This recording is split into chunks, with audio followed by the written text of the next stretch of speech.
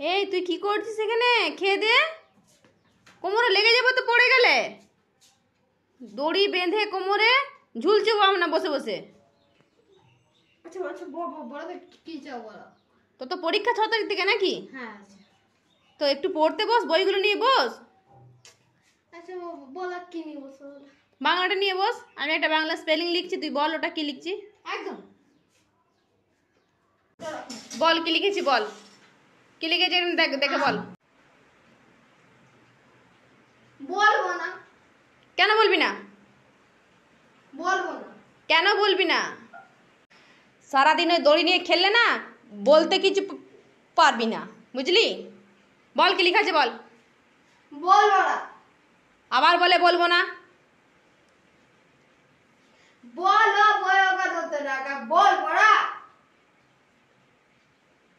চল আজকে ম্যামের কাছে চল, আমি বলছি যে ও বাংলা স্পেলিং করতে পারে না ও।